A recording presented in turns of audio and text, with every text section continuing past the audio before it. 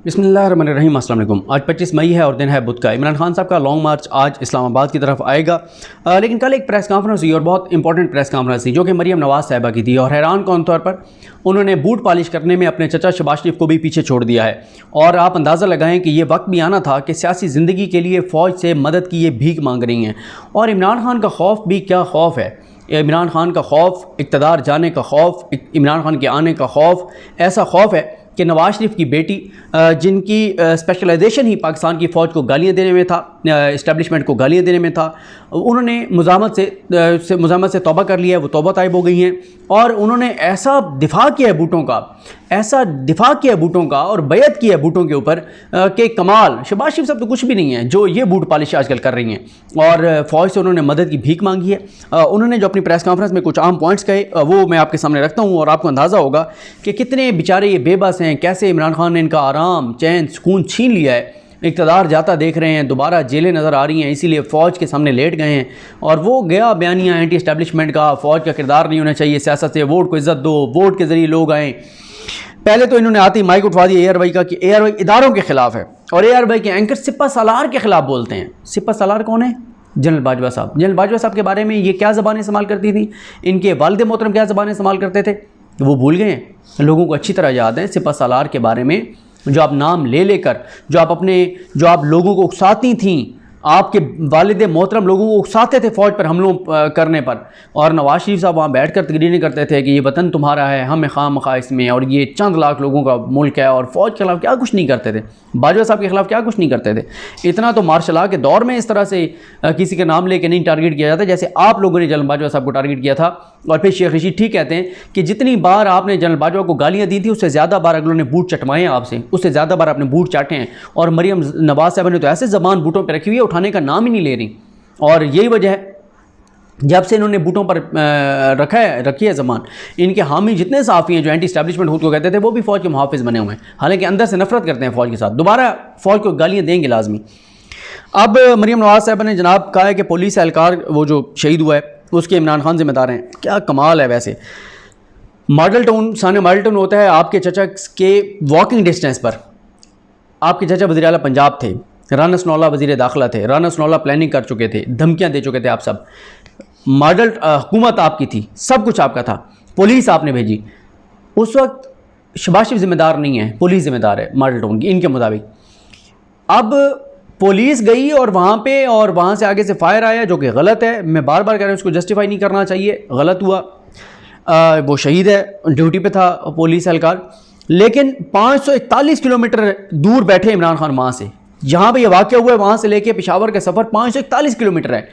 यहाँ पर इमरान खान जिम्मेदार है 541 किलोमीटर पर, और वॉकिंग डिस्टेंस पर शायद 541 कदम दूरी के ऊपर, या इससे चले ज़्यादा हो जाएगा, चंद 100 कदमों के दूरी पर बैठा हुआ वज़ीर आला पंजाब शहबाज शरीफ, जिसके बारे में कि सुबह 4 बजे जाग जाता था वज़ीर आला पंजाब होते हुए, वो जिम्मेदार नहीं है साने मॉडल टाउन का। लेकिन यहाँ पे इमरान खान जिम्मेदार है 541 किलोमीटर दूर बैठा हुआ। फिर वो कहती हैं जो इमरान खान ने ख़त ले रहा है वो झूठा था। कैसे आप कह रही हैं? आपके चचा की ज़ेर सदारत जो आर्मी चीफ और सारे बैठे हैं उन सब ने कहा कि ख़त असली है, उन्होंने कहा कि ये मुदाखलत है, तो आप कैसे कह रही हैं कि झूठा है? कहती हैं इमरान खान ने आप कत्ल की साजिश का झूठ बोलना शुरू कर दिया। 3 दिन पहले राना सनौला की वजारत ने, उनके मतहत पुलिस ने सर्कुलर जारी किया, थ्रेट लेटर जारी किया कि इमरान खान की जान को ख़तरा है। इतना तो झूठ ना बोला करें। आप लोगों को इतना बेवकूफ़ समझती हैं कि जैसे आप लोग ये, क्योंकि ये झूठ इतना बोलते हैं, ये समझते हैं कि झूठ बोल बोल कर लोग सच समझने लग जाते हैं। फिर कहती हैं कि इमरान खान अपने बेटों को लंदन से बुलाएं, वो ताकि वो भी इनके साथ मार्च में हो।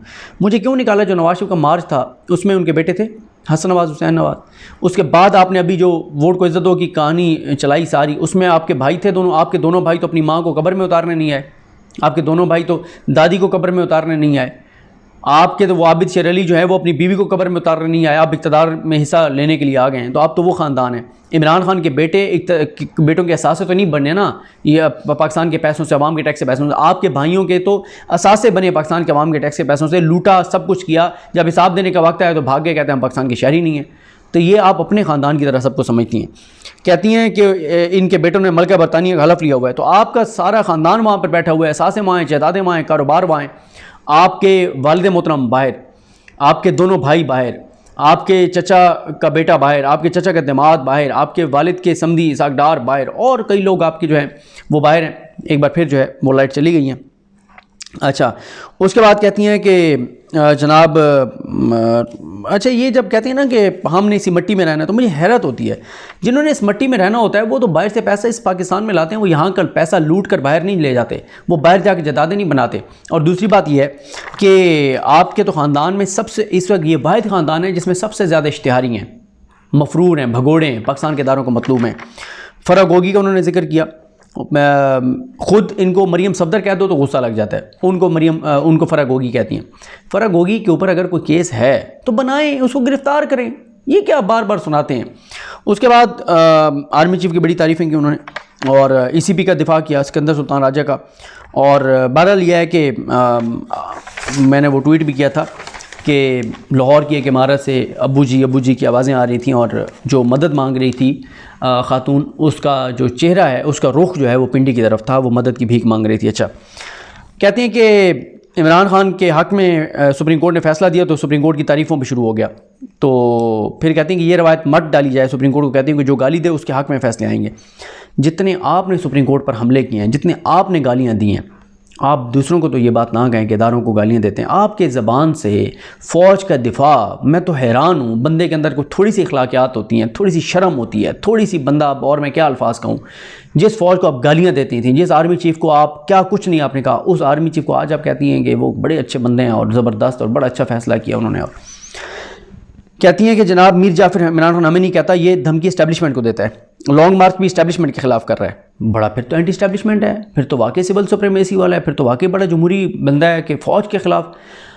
आप तो एंटी इस्टेब्लिशमेंट हुआ करती थी, आप आज उनके बूट चाट रही हैं, आप आज उनका दिफा कर रही हैं, उनकी तारीफ़ें कर रही हैं। हमज़ा इलेक्टेड CM है, 25 लोटे डिसीट हो चुके हैं, आपके अंकल सिकंदर सुल्तान राजा ने उनको डिसीट किया है, फारिग हो चुके हैं लोटे, और आपके कज़न हमज़ा शहबाज के पास कोई अक्सरियत अब नहीं है। कहती हैं कि मैं तो वज़ीर-ए-आज़म शहबाज शरीफ और वज़ीर दाखिला को कहूँगी कि इमरान को गिरफ़्तार ना करें।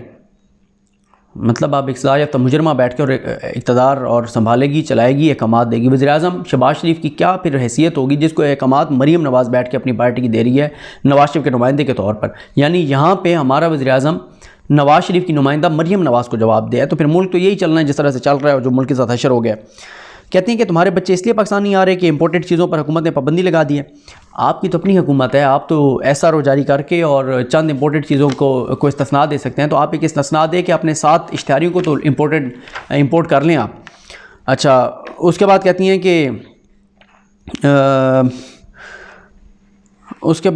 कि हाँ, बार बार कह रही हैं कि हमने मट्टी में इसी में दफन होना है।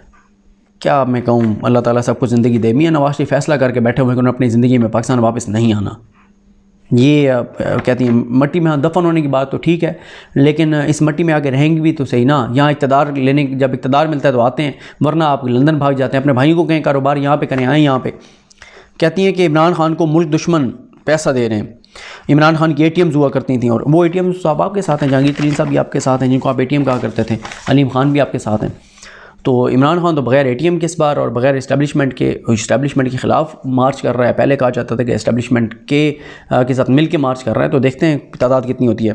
कहती है इमरान खान छुप कर बैठा है पेशावर में, तो आपके वालिद मोहतरम भी तो झूठी रिपोर्टें बना के यहाँ से फ़रार हुए, झूठ बोल कर गए और वहाँ धक्के खा रहे हैं UK के इदारों के कि अल्लाह का वास्ता मुझे पाकिस्तान ना भेजना, मैं पकड़ा जाऊँगा, मारा जाऊँगा। वहाँ पे मारा क्या जाऊँगा, असल में जेल नहीं काटी जाती, वो खाने नहीं भूलते, वो अयाशियाँ, वो सारी चीज़ें। इदारों को कहती हूँ कि ये इमरान खान फितना है, फ़ौज को शिकायतें लगा रही हैं इमरान खान की। कहती हैं कि इमरान खान जो फितना है, फितने का हाल कुरान मजीद में मौजूद है। इदारे इसको पहचानें और इदारे इसका तदारुक करें, खुदारा यरगमाल होने से बचाएं इससे मुल्क को। फ़ौज की इतनी मिन्नतें की, इतनी भीख मांगी, सरेआम भीख मांग रही हैं फ़ौज से मदद की, हमारी हुकूमत बचाएं। फ़ौज अदलिया ये तासुर ना दे कि जो गालियाँ देगा उसके हक़ में फ़ैसला आएगा। ये तासुर मिल चुका है, आपने फ़ौज को गालियाँ दी, आज आप इक़्तिदार में, आपने नारे लगवाए, ये जो गुंडागर्दी है उसके पीछे वर्दी है। आप लोगों ने क्या फ़ौज के साथ नहीं किया, आज आप इक़्तिदार में हैं, तो आपने तो ये साबित किया है कि जो फ़ौज को दबाएगा वही जीत जाएगा। उसके बाद कहती हैं कि हुकूमत इदारों की तस्लील और दबाव किसी सूरत में इदारों की तस्लील की और दबाव में लाने की इजाज़त नहीं देगी। हाँ, आपने तो खुद इदारों को जितनी तस्लील की, जितनी फ़ौज को गालियाँ दी, डॉन लीग्स 1 हो, डॉन लीग्स 2 हो, नवाज़ की तकरीरें हों, PDM, सारा कुछ आप लोगों से ज़्यादा किसने किया। वो कहते हैं गवर्नर को घर में घुस कर गिरफ़्तार करना चाहिए। ARY जो है वो ARY के एंकर फ़ौज के सिपह सलार पर हमले कर रहे हैं। और फिर उन्होंने कहा, किसी ने सवाल किया कि आप भी तो गालियाँ दे रहे थे। कहती हैं आप भी तो इदारों पर दबाव बढ़ा रही थी। कहती हैं हम तनकीद कर रहे थे कि इदारे मुदाखलत ना करें, और अब फ़ौज न्यूट्रल हो गई है और हम यही चाहते थे कि फ़ौज मुदाखलत ना करे, अपना आईनी किरदार अदा करे।